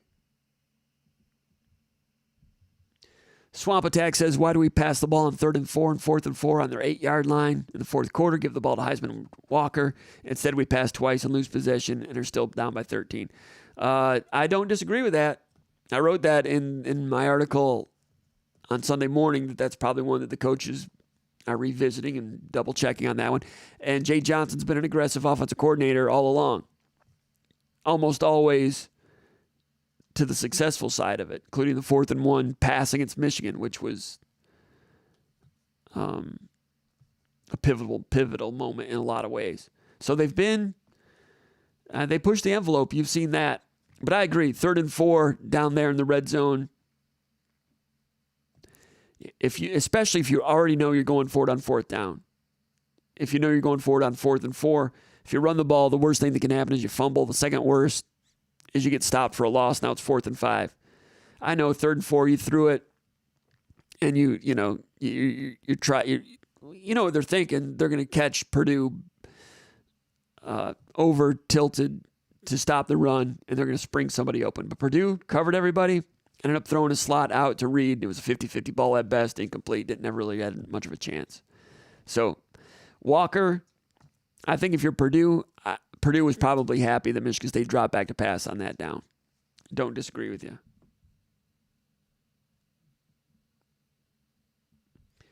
P-Musio 2 says, everyone seems to be focusing on the secondary, but there was no pass rush whatsoever. The quarterback sat in the pocket, smoked a cigarette, had a cup of coffee with all the time he had. That's true. He had time once in a while, but like I said earlier, I'll echo what Brock Heward said about it, that he was charting it, and 85% of the time the ball was coming out in less than 2 seconds. I think that O'Connell would go back and watch it. O'Connell was getting, his first read was open a lot, and a lot of that has to do with X's and O's and pre-snap, just pre-snap reads and adjustments.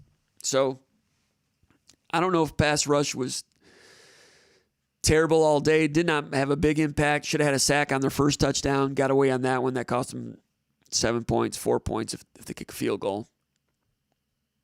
But you're right. Pass rush was not great. That's for sure. But I think Purdue's passing attack and their approach and play design was so good that the quarterback didn't have to hold it very long.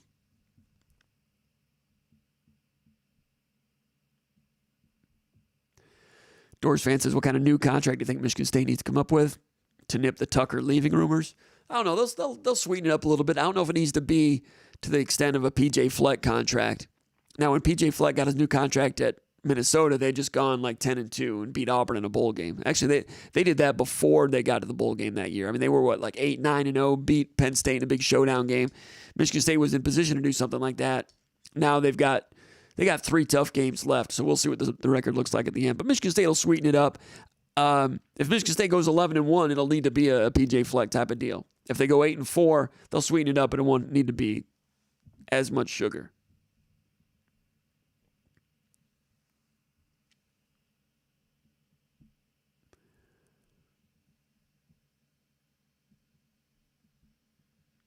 I agree with Detroit Spartan about Max Christie. I think I posted this on the basketball board last week that Max Christie was going to be one of the top 5 freshmen in the country this year. I also posted who is the best shooter at Michigan State since Sean Respert.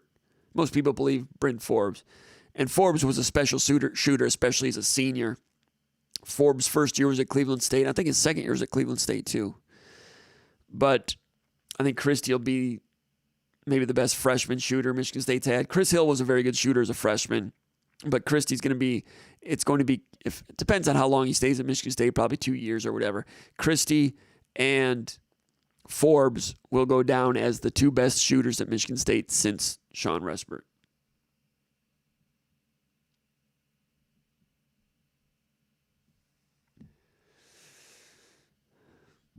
I agree with what P. Musio says about Purdue making Iowa's top 10 defense look pedestrian. They did. They just sliced up that zone.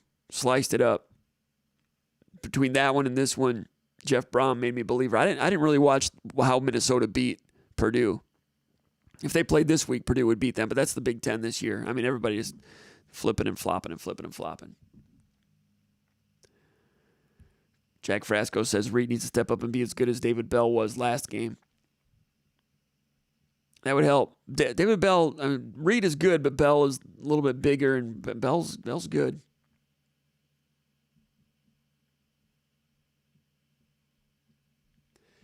All right, just looking for, you got a lot of discussion here. Looking to see if there's any other questions. A lot of good discussion.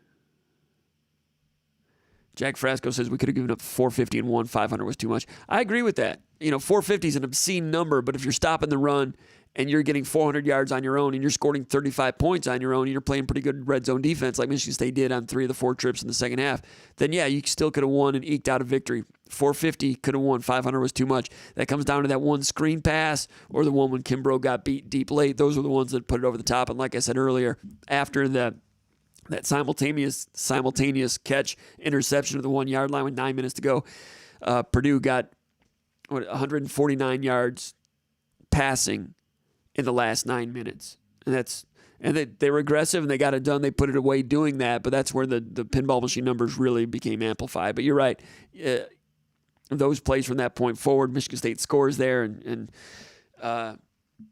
I think if they score there, they're not playing as much press man-to-man. They're playing more of their base zone, and they might still get picked apart, but there's a chance you can deflect one or get a holding penalty or get a drop pass and play more the patient game and hang with it. And also, if you get the ball back, the run game is still a component as long as there's more than 3 minutes to go. So I agree. They still could have won if they'd given up 450, as ugly as that sounds. Bo Hansen says Maryland's a potential trap game, and I hope Tucker has them focused on Saturday. Trap game, I'm not sure trap game exists anymore because you're coming off a loss. I don't think trap game extends to when you've lost a game. But you're right. They could lose to Maryland. Maryland threw for 400 yards against Indiana and Penn State. He says got 7 tickets to Maryland, but yeah, trap game. I'm not saying it's a trap game. I'm saying it's a dangerous game. Michigan State's been a good team this year, but not a great team. I mean, the record is good, and the ranking is good. And you think, okay, Maryland's coming to home game. The top 10 team with the 8-1 record is going to win that one. But it's going to be tough. I've not studied Maryland yet. We'll get to that later. It's going to be tough to do a lot of studying because we got this basketball game coming up in New York City. Frasco says if anyone hasn't been watching Ohio State, they're definitely beatable. On defense, they're a work in progress there, and Purdue is going to have a plan. Sea-Dog says refs did not make Michigan fumble twice in the fourth quarter. Seriously. And what about what Tucker said today? He was asked about calls, and Tucker said that they would be sending calls into some of the rules, interpretations, and some of the calls into the league office to get information back. Tucker says in order to find out how the play was called so they can teach it better and get explanations. But you're not going to see Tucker running up a flagpole and say, look, we got screwed. We actually won. We actually won the game. Like paper program.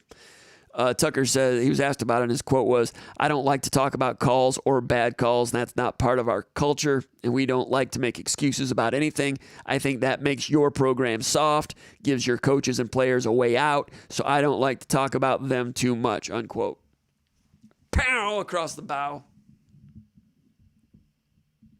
I think Michigan State fans liked that one.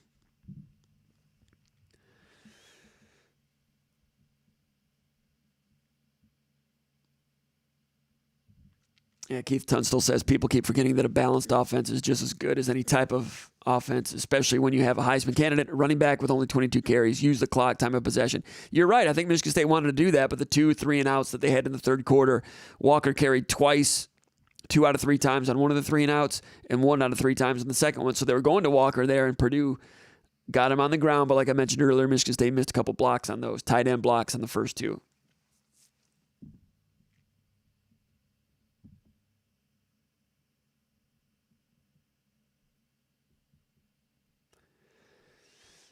All right, what do we have here? I think got a lot of comments here from everybody. Good one here by L. Hugo 05. No sacks against the team that was second to last in the Big Ten in sacks allowed coming in. Yeah, I did not get home. Didn't get home. And Michigan State blitzed a couple times, got beat on the blitzes, including that screen pass.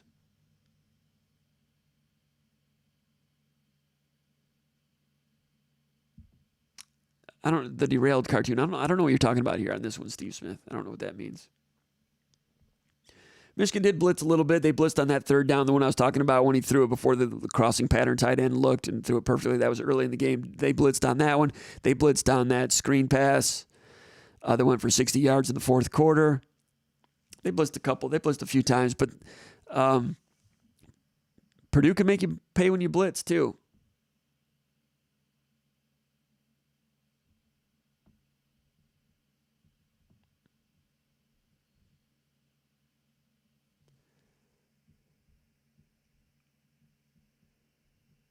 All right, we can go ahead and wrap this up. I appreciate everybody posting here. I don't see any other questions. I see a lot of conversation, which I appreciate, but I'm not going to delve into that. It's 11 o'clock. We're going to go ahead and shut it down. Thanks to everybody for taking time to post. And check out SpartanMag.com. If you're not a subscriber already, go over there, become a subscriber. Make sure you give us a thumbs up right here. And subscribe to the SpartanMag.com channel here on YouTube. Become a Spartan Mag subscriber. And be good, everybody. I'm just checking and make sure I didn't miss anything. A lot of posts here. A lot of conversations amongst yourselves. I'm not going to read all of them, but appreciate everybody tuning in and give us thumbs up. Thumbs up, that's the plural. Great to have you with us. We'll see you next week. Spartans play New York City Tuesday night. Some of you will be watching this. That game will already be over, but Michigan State, that's Maryland. Big one. Spartan Stadium on Saturday. Michigan State needs to get back on the tracks. Keep it chugging again. I know a lot of you guys will be there. If you see me at the stadium, make sure you say hello. We'll see you next time. You're watching Spartan Mag Live.